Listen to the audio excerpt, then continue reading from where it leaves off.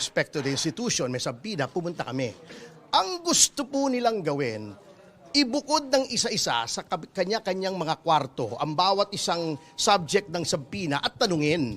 Hindi po pwede yun. Now we are trying to get statements na maaring self-incriminatory. Maari kasi I insist, wala kaming tinatago. That papasok na yung right to remain silent dyan. Kasi with respect to the Marines, ayoko naman pangunahan si Atty. Baligod. Pero yung sinasabi nila, with all due respect to our NBI friends, na hindi daw custodial interrogation yon, titignan daw nila yung credibility. Kung sabihin nila hindi credible, is that not a crime of perjury na sasabihin nila? Di ba? Kaya very suspicious po ito and very alarming itong ginagawa nila. Na isasabihin na nila, i-interviewin nila isa-isa. Alam naman nila, isa lang ang abogado ng 18. Sabi ko nga sa kanila, ano bang partisipasyon ng aking kliyente? He was not mentioned in the subpoena. Hindi naman siya inirereklamo. Sabi ko, kung talagang gusto nyo mag-imbestiga, bakit hindi nyo ipatawag? Yung itinuturo, ba't yung nagtuturo ang ipinatatawag nyo? At i-interviewin nyo isa-isa para bang sila gumawa ng krimen? Hindi po tama ito. This is a form of harassment, intimidation, and it intends to send a chilling effect to those na gustong magtestigo pa na kapag kayo nagtestigo, itong gagawin sa inyo. I-interviewin kayo, patatawag kayo, iimbestigahan kayo na para bagang kayo na yung kriminal. Ang assertion ko kanina, ang sinasabi ko sa kanila, of course, sinasabi nga namin yung NBI ay isang respetadong institusyon at kami nananalig sa NBI. Pero ang tanong ko, kung ini-establish lang yung identity ng mga tao, de-establish nila. Kasi kung tatanungin nila yung mga tao, sabi nila kasi hindi, may karapatan kaming imbestigahan yung iba pang labas doon sa deputization. Sabi ko nga, inland crime to Wala namang kaso itong mga taong to. Now, if you insist that there is a crime, dapat imbestigahan yung tinuturo nila sa affidavit dahil yun yung krimen. Di ba dalawa yung investigasyon na ginawa ng NBI dati, yung Napoles case at saka yung PhilHealth scam. So if that is the case, ipatawag nila yung tinuturo. Attorney Topacio also insisted on that. Sabi ko nga, kung magsasabi ko yun ng tama at oo, na ipapatawag nyo si Sandro Marcos, ipapatawag nyo si Speaker Martin Romualdez, ipapatawag nyo si Pangulong Bongbong Marcos na nabanggit dun sa affidavit, yan, papayag kami sa totohanan at kabuwang investigasyon. Pero kung iimbestigahan yung mga tao na nagsalita, anong krimen doon? Anong krimen ang nagawa nila? At anong krimen para imbestigahan ng NBI? Pero with your indulgence, hindi po ba ang proseso po ng investigasyon, normally po pag may nagreklamo, kinukuha mo muna yung facts, lahat Yes. ng nagreklamo. Correct. After that, yung po mga inaakusahan yung susunod po ipapatawag. Correct. Dito po sa NBI. Correct. Would you agree na ito po yung preliminary step na gustong gawin ng NBI? So pagka ako pala nag-file sa korte, pag nag-file pala ako sa korte, tatanungin muna ng piskal, sino ka ba? May kaso ka ba? Ikaw ba ay kriminal? Ikaw ba ay kung saan ka nanggaling? Sino nagpopondo sa'yo? Hindi naman tatanong ng piskal yun Di ba? Sa investigasyon niya Ang iimbestigan niya yung krimen na sinasabi ko. Ngayon, batay doon sa krimen, yung mga kalaban, yung mga inakusahan na tumanggap ng pera, sila magsabi na ito walang kredibilidad, ito hindi totoo, ito hindi totoo. But for us to be investigated initially by the investigative body, yun ang mali. Kami na bigla ang may kasalanan. Nag-file ka sa piskal, nagreklamo ka, sinabi mo yung katotohanan sa pagnanakaw dito sa gobyerno, pagkatapos ikaw inimbestigahan, parang di ata tama. Excuse me lang, sasagutin ko si John, from a legal standpoint. Ganito po yung sinasabi mong proseso, ganito yung sinasabi mong proseso kasi. You file a complaint. Nag-aalig ka ng mga krimen doon. Since that is an affidavit, meaning to say it is under oath, at nung isang araw pumunta rito yung notaryo at napatunayan niya, siya ay tunay na abogado, siya ay notaryo at humarap sa kanya yung 18 na mga nagsagawa ng affidavit.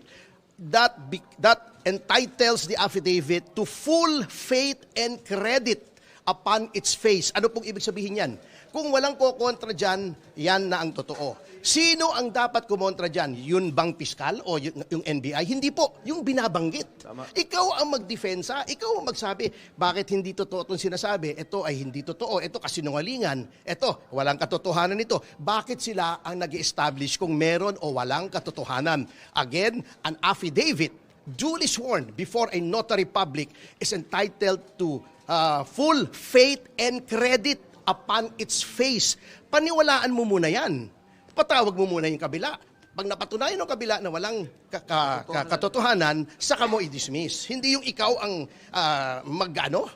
bubusisiin mo yung complaint. Hindi po ganun yun. You're questioning the process, sir. Yes, the process. Kasi sinasabi nila, the NBI has plenary powers. Meron. Ngunit, the powers of government are not limitless. Kailangan germane to the purpose. Ano bang purpose nito? Merong 18 nag-execute ng affidavit, may sinasabing krimen. You cannot go beyond that.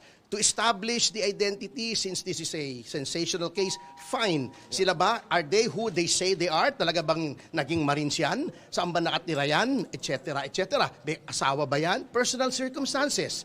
But beyond that, you have to take that affidavit on its face at ipatawag mo yung kabila. Kanina hindi masagot agad kung di pa namin nakahuni Kong Mike kung ipatatawag nila o hindi. Pwede ba naman yun? Ang pinatawag mo yung nag-complaint? Sinong paano yan? Ay, sorry, partner. No. Go ahead. Ang sinabi ko kay Attorney Raimundo kanina, can you imagine, you go through a budget deliberations, tapos makikita tong ganito, na yung resources ng government, ginagamit para sa ipag-imbestiga ng isang sinasabi niyong hindi namang krimen. Kasi sabi nila, establishing the identities. Kung iimbestigahan ninyo ang krimen, ipatawag ninyo yung mga itinuturo sa affidavit. Yan, pwede yan. Diba? But if you will be wasting the resources of government, yung mga tao, investigasyon, intel report, lahat ng ginagawa, talagang hindi naman ata maganda. Tinanong ako kanina, yung kotse ba, sinurveillance na nga nila Alam nila pero ito yung masama. Kung interesado tayo sa korupsyon, dapat doon tayo nakatutok. Huwag natin gamitin yung pondo ng gobyerno para sanggahan o protektahan yung mga na-involve sa korupsyon. So kung hindi kayo makikipagtulungan sa investigation, hanggat hindi pinapatawag yung mga inaakusahan ng mga former na sinasabing Marine? Hindi, makikipagtulungan kami sa investigasyon. Wala namang problema doon. Ang problema lang, ang sinabing deputization ng ombudsman dito, establishment of their identities. Diba? Yun ang mga sinabi. And if I may quote directly yung sinabi ng Sabina.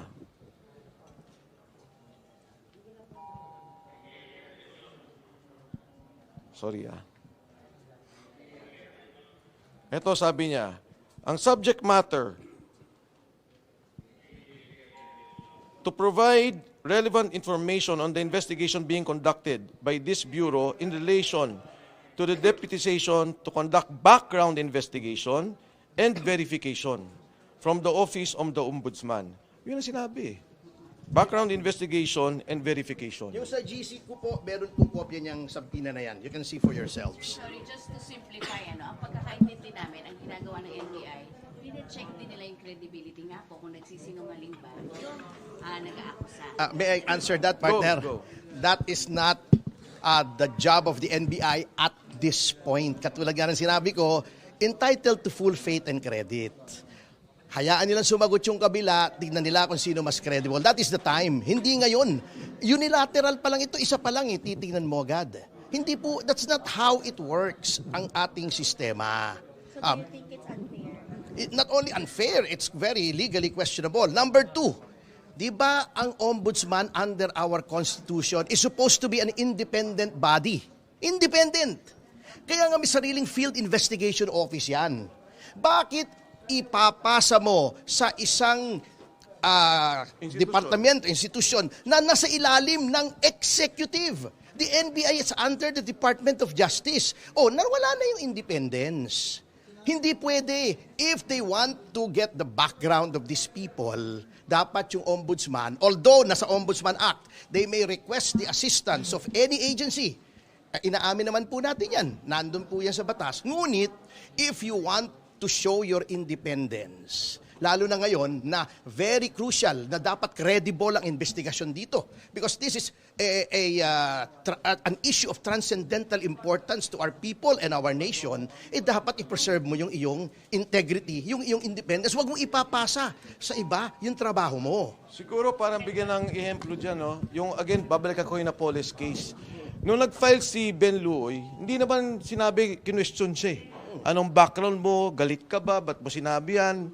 May pagkain ka ba? Wala ka na ba sweldo? Hindi naman ganun Di ba? Ang tiningnan doon, yung sinasabi niya. and they investigated the payoffs, nagkaroon sila ng investigasyon dahil nagpatulong din yung ombudsman ng panahon na yon. Ganon sana yung direksyon ng ating investigasyon at yung pag-file ng kaso. Sir, kung papatawag kayo further, will you go back here sa NBI? Depende. First, of course, I have to consult my good-looking lawyer, Attorney Topacio, on his legal guidance on this. Pangalawa, syempre, titingnan ko yung parameters ng investigasyon. But of course, I will always cooperate with the government agencies, lalo't-lalo na dito sa pag-establish ng korupsyon na nangyari dito sa ating bansa. Sir, dinidiin niyo yung credibility nung 18. May mga pag-uusap pa sa sahanin ninyo na sumailalim sila sa witness protection? Alam mo, si Saldico sabi nila yung magnanakaw, mastermind. Tingnan nyo sa lahat ng ahensya, Ombudsman, ICI, hindi ko lang alam kung dito sa NBI, pero DOJ, ito nga yung mga kasama ni Saldico eh. Di ba? Established na yung kanilang role na sila ialalay ni Saldico. Ngayon, kung may pagdududa doon, nandyan yung ID nila, government-issued ID, may proof of employment, plus may serial number pa bilang mga sundalo. Kung tao sila ni Saldico at si Saldico ang mastermind, dapat tingnan natin saan napunta yung pera. Saan napunta yung mga ninakaw. Ito ba'y flood control lang? Ninakawan din ba yung irigasyon natin? Ninakawan din ba yung pondo natin sa PhilHealth? Ninakaw din ba yung pondo doon sa subway? Yan ang dapat investigasyon. Dahil yan, tayong lahat na Pilipino ang apektado. Sir, bakit 16 lang po? 16 lang po ba yung dumating na rin? Yes. Kasi, pag paumanin ninyo, hindi ako privy sa lahat, pero kung minsan kasi, may mga nag-aayos ng pamilya. So talagang may mga ganun. Kunyari, nung huli namin, nare-recall ninyo 11 lang. Yung 7, inayos yung kanilang pamilya. Hindi madali yung ginagawa ng mga sundalong to. Nakasalalay, hindi lang yung buhay nila, pero yung buhay ng kanilang pamilya. Si Sergeant Gutesa, nung mawala siya, ang anak ni Sergeant Gutesa is 4. Under threat yung bahay niya. And I have proof of that. Later on, I will show that. Kaya hindi ako papayag. Nagulat nga ako, pati notaryo. Mabuti si Attorney Levy Baligod, talagang masinsin, talagang lahat, tinignan niya yung kanyang gagawin. Pati yung notaryo, isipin nyo, kinwestiyon ka agad. Again, bakit yung ganun ng direksyon? Hindi ko maintindihan. Dapat yun, depensa ng mga akusahan. Yung mga dapat tinuturo, magsalita nun, na ikaw, wala kang kredibilidad, sinungaling ka, yung notaryo mo, palpak. Diba? Ikaw, ganito background mo. Hindi eh. Doon pa lang sa umpisa. Blue ribbon pa lang, tinitigil na. Ombudsman pa lang, tinitigil na. Sino pa magsasalita dito sa nakawan sa ating bayan? Parang sila na defense counsel ng mga inaakusahan eh. Yun ang mabigat eh, di ba? Sila na ang defense counsels. Sir, for soundbite purposes lang, yung sa issue ng retired general na nag-recruit dito sa 103 bodyguards po ni Saldico and yung mga logs, flight logs daw ng air taxi does not coincide with sa allegations po. Your take on that, sir? Okay, unang-una sa retired generals, hindi naman yun na lumang kwento. Meron na talagang mga retired officials, hindi lang generals, na kasama si Saldico. Kung yung tinasabi ni Attorney Matibag ay may mga sundalong tumutulong sa mga Marines, meron. I'm not allowed to name them. Wala akong karapatan na i-name sila. Pero maraming mga sundalo na sympathetic sa mga sundalong to. Pangalawa dun sa air taxi, kanina kasi narinig ko kay Attorney Levy, again, he will be the one to explain. Ang sinasabi niya, may ganun talaga. May ganun na nangyari, pero yung time frame na sinasabing panahon, hindi pasok dun sa investigasyon. So, Attorney Levy will explain that, pero katulad na sinabi ko, ang hirap baliktarin, ang hirap pasinungalingan ang mga taong nagsasabi ng totoo. Kahit bali-baliktarin ninyo yung kwento, tanongin ninyo kung sinong tao, kailan inabutan, anong sirkumstansya, sinong nandun, anong nakita nila. Walang kagatol-gatol, walang pagdadalawang isip doon sa pananalita nila kung ano mga pangyaring to. Sir, upon talking to the Marines, yung regarding the retired general, yung na nag-recruit ng 103, si General Sodusta po ba yun? Ayoko na magsalita tungkol doon dahil hindi ko particularly alam kung ano yung nire-refer ng NBI tungkol doon eh. May idadagdag lang ako, last na po ito. Ngayon ko lang po nalaman kasi, habang kami ay nagbabalitaktakan dun sa loob, na mayroon palang natanggap si Attorney Levy Baligod na isang letter pa mula sa ombudsman na ito rin ang gagawin, gusto ring interviewin yung mga 18 Marines. O ano pang, bakit pa i-deputize mo yung NBI pagkatapos gagawin mo rin the same thing, ikaw rin? Di ba meron tayong sinasabing the spring cannot rise higher than the source. Ikaw na ngayon source ng deputization, dineputize mo to. Papaimbestigahan mo dito, ikaw rin mag-iimbestiga. Hindi ba ang pakay lamang dito ay maharas, maabala, magulo yung mga Marines? Yung pala yung, insistence ni Attorney Levy kanina, sorry. Sabi niya, ano ba talaga, because I also have a letter Pinakita niyo sa akin eh. from the ombudsman. Kaya sabi niya, teka lang, hindi parang, ano to, you cannot do that no, at the same time na may dalawang agencies conducting their respective... Application yun. Yes. Ano, invitation, subpoena? Letter daw. Letter lang, letter. Kailan sila pinapaharap yung agent? Hindi ko na sasabihin, hayaan nyo na si Attorney Baligod. That's not for me to share. So sa inyo po paniwala, Hindi ko alam eh. Kailangan ito sa NBI kung meron sa ombudsman. Useless ito eh. Useless. Oh, I will not mince words. Sorry sa mga kaibigan natin sa NBI. Marami tayong kaibigan dito. Pero this is useless. Not to affront, not as an affront to the NBI, pero kung may dalawang investigasyon kasi, talaga namang hindi pwede. Yun lang naman ang point ni Attorney Topacio doon. Pero yung NBI po ang unang nagpadala sa Oo. So, aamin din sila sa ombudsman. Hindi ko alam kay Attorney Baligod. That's for him to answer. Ang akin lang, libanagin ko sa mga kaibigan natin. Ako galing din po ako sa NBI nung panahon ni Mayor Lim. Di ba nag-NBI siya bago siya naging mayor? I have the deepest respect for the men and women of the NBI na talagang very professional, matatalino, masaysipag sa trabaho. Kaya lang, minsan ang liderato ay kamoting kahoy, may ulalo pa. Salamat. hindi daw lahat nagsilbi kay Zaldico. Wala naman problema doon eh. Dahil kasi may mga security na kay Saldico, nasa asawa, nasa mga anak, nasa mga lugar. Pero hindi naman immaterial yun because ang importante yung delivery ng pera. Lahat kasi sila iniikot-ikot sa delivery ng pera. Sir, ano yung nakalagay sa letter? Ba't sila pinapapunta ng ombudsman para din ma-establish yung kanilang credibility? Wala, hindi ko nakita eh. Nabanggit lang ni Attorney Levy. Invite din sila. Baka papameriendahin. Pero wala naman nabanggit. I know. Basta ang sabi lang ni Attorney Levy, yun nga, there are two invitations. So I'd like to be clarified because there are two bodies involved. And there might be a duplication and in fact, conflicting. Baka magka-conflict sa investigation and there will be a problem. Salamat po. Thank you po. Thank you po.